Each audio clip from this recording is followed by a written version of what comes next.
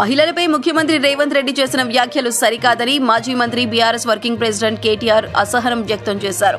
బుధవారం assembly media point వద్ద కేటీఆర్ మీడియాతో మాట్లాడారు. మహిళలను నమ్ముకుంటే బతుకు బస్టాండ్ అవుతుందని ముఖ్యమంత్రి స్థాయి వ్యక్తి మాట్లాడటం శోచనీయమన్నారు.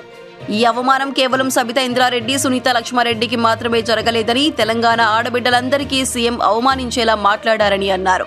నోరు జారితే ఎవరైనా వెనక్కి తీసుకుంటారు, కానీ ముఖ్యమంత్రి అందుకు విరుద్ధంగా వ్యవహరించారని మండిపడ్డారు. తెలంగాణ ఆడబిడ్డల ఉసురు సీఎంకు తప్పకుండా తగులుతుందని అన్నారు. మా ఇద్దరు మహిళా ఎమ్మెల్యేలు కష్టపడి ప్రజల మధ్యలో తిరిగి గెలిచిన గొప్ప ఆడబిడ్డలు. ప్రజల దీవెనలు, కార్యకర్తల ఆశీర్వాదంతో గెలిచి వచ్చిన వాళ్లు. నీ లెక్క పార్టీలు మారి పదవులు తెచ్చుకున్న వాళ్లు కారు. ఆ విషయం సీఎం గుర్తుంచుకోవాలి. ఇప్పటికైనా ముఖ్యమంత్రి సిగ్గు తెచ్చుకొని, బుద్ధి తెచ్చుకొని బేషరతుగా క్షమాపణ చెప్పాలి.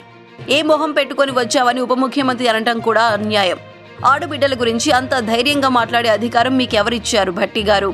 10 ఏళ్ల అధికారంలో ఉన్నాం. ఏ రోజైనా ఆడబిడ్డలను అవమానించామా? ముఖ్యమంత్రిని ఏకవచనంతో మాట్లాడామా? అది మాకు కేసీఆర్ నేర్పించిన సంస్కారం. ఈ రోజు మా తెలంగాణ ఆడబిడ్డలకు జరిగిన అవమానం దేశం మొత్తం చూసిందే. ముఖ్యమంత్రిగా కొనసాగేందుకు రేవంత్ రెడ్డి అనర్హుడు అని కేటీఆర్ ఘాటు వ్యాఖ్యలు చేశారు.